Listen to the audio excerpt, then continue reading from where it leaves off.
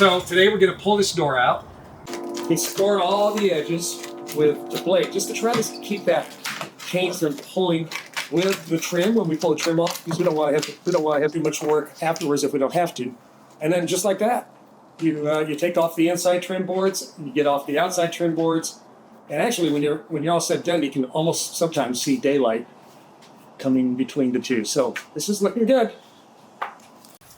Okay, you can see how Jeremy got the trim off. In fact, you can see the daylight coming through there, right, Jeremy? They didn't do much at all for insulating the store. There's no insulation, no foam. You can just see right through there. Like a neighbor's cat could nearly fit through that thing. And by the way, while he's doing that, I want to mention to you that if you have any alarm wires or anything like that that are a part of your door, now would be the time to make sure that you're going to go ahead and disconnect those, or if you're doing it yourself, right, like get the wire out of there, save it, salvage it. Make sure you don't end up damaging that wire because it can make a problem for you later. Wow, that wasn't too bad, Jeremy. Pretty good. Okay, I'm going to get this out of the way. Okay.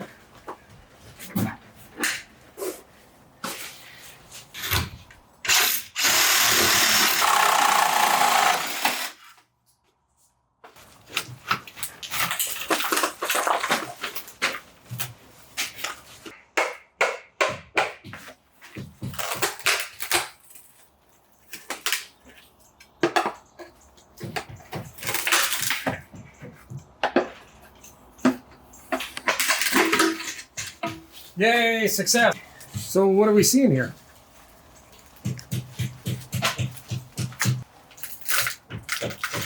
Ah, there was some glue under there.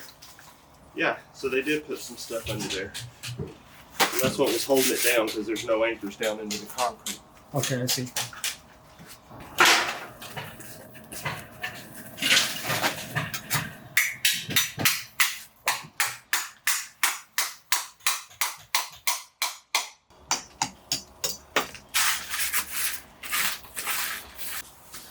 Okay, so Jeremy got this door in, and one of the things we wanted to point out to you is, I see you've got your shims, like every so often you've got shims coming through here, and these are the composite shims, right? Why is that important?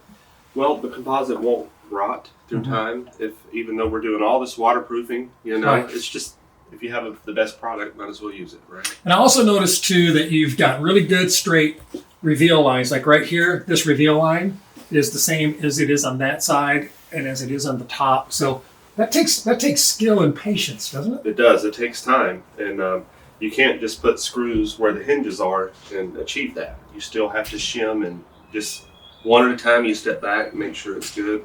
Next shim, and just keep checking the door. So what are you going to do next? What's this? We got the low expansion foam, and we're going to seal all the way around the door, inside and out. Get it nice, weather tight. So basically, we're creating kind of like this box of foam, right? Right. All the way around the perimeter. That's going to seal the door to the flashing to the house. Right. And now no water is going to get through. And that also keeps dust and bugs and dirt or anything else that might work away behind there back in.